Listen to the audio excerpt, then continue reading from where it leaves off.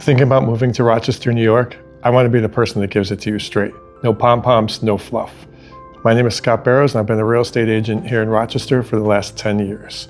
I've helped hundreds of families move into, and yes, even sometimes out of the city. Today, we're going to look at the pros and cons of living in Rochester, the stuff that other videos gloss over. And by the end of this video, you're going to know whether Rochester is right or completely wrong for you. Okay, let's start with the biggest pro, and honestly, the number one reason why most people end up here. Rochester is incredibly affordable. I'm talking one of the most affordable mid-sized cities in the entire Northeast. Right now, the median home sales price in Rochester is around $245,000. That's not a typo. For example, in Boston, that's a down payment. In New York City, that's a parking spot. In Rochester, that's a 3-bedroom, 1-bath house with a nice lot. And I see this play out with clients all the time. People relocating to Rochester. They show up in their first showing and they almost fall over the amount of space you get for your dollar here in Rochester. Now the cost of living overall, gas, groceries, dining out, it's all cheaper than the national average. If you're coming from a high cost of living area, it's going to feel like you got a raise, and that's no exaggeration. Pro tip number 2, and this one surprises people. It's the outdoor lifestyle. Rochester sits right on Lake Ontario. We've got the Genesee River running through the city, and we're surrounded by the Finger Lakes just 45 minutes south. And because we do get all 4 seasons, and yes, we will talk about winter in a minute, don't worry, there's something to do outdoors year-round. Hiking, kayaking, fishing, cycling the Erie Canal Trail, skiing at Bristol Mountain in the winter, apple picking in the fall, beach days at the lake in the summer. Highland Park is one of the most beautiful parks in upstate New York. The Lilac Festival they hold every year in May draws over 500,000 people. 500,000 in Rochester. People don't realize how much this city has going on.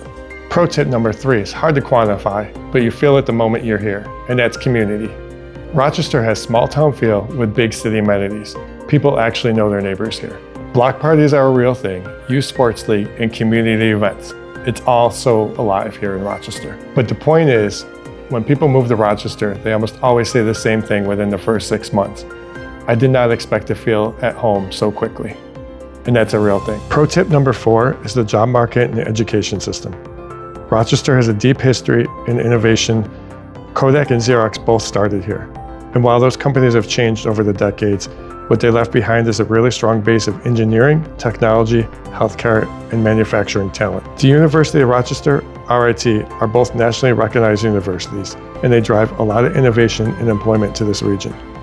Strong Medicine, Paychex, and Wegmans, which is headquartered right here, are major employers with real career growth. And if you have kids, the school district options, especially in the suburbs, are excellent. Pittsford, Penfield, Victor consistently rank among the best in New York State. All right, let's talk about the elephant in the room, or I guess the snowbank in the driveway. Rochester winters are no joke, and I would be doing you a serious disservice if I didn't address this directly. Rochester consistently ranks as one of the snowiest cities in the US. We average around 100 inches of snow per year. That's over 8 feet. Now before you close the tab, hear me out.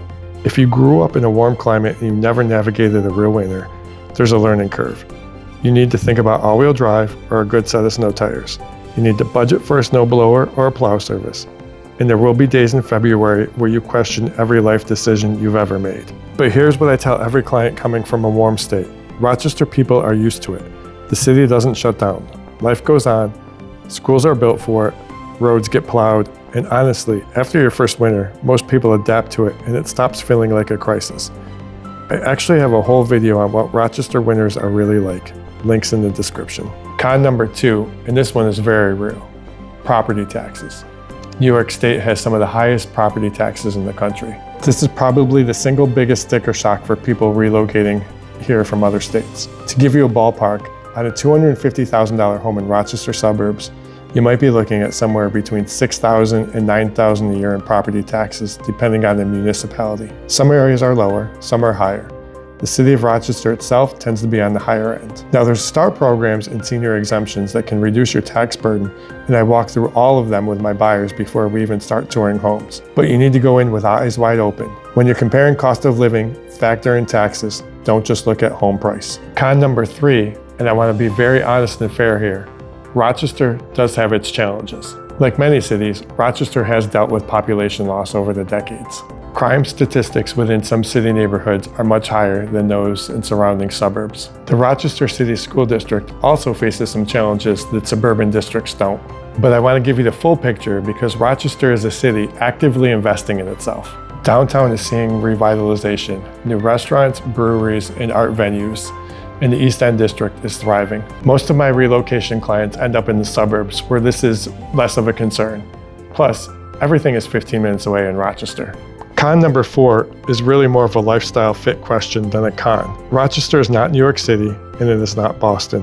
If you need world-class nightlife, Michelin-star dining on every corner, and a professional sports team, you're going to feel limited here. We have a great local food scene, excellent restaurants, thriving craft brewery culture, the Rochester Red Wings minor league baseball team. There's theater, there's music, there are festivals. But if the energy of a major metro is non-negotiable for you, Rochester may feel a bit quiet.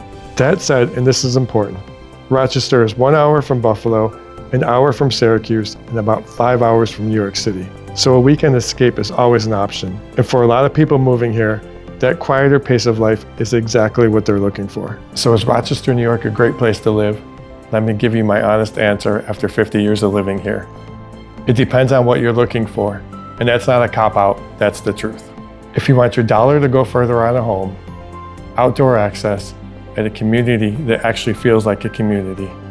If you want good schools for your kids and a stable job market, Rochester is excellent for all of this. If you can't function without perpetual sunshine or the thought of high property taxes makes you ill, Rochester may not be for you. And that's okay.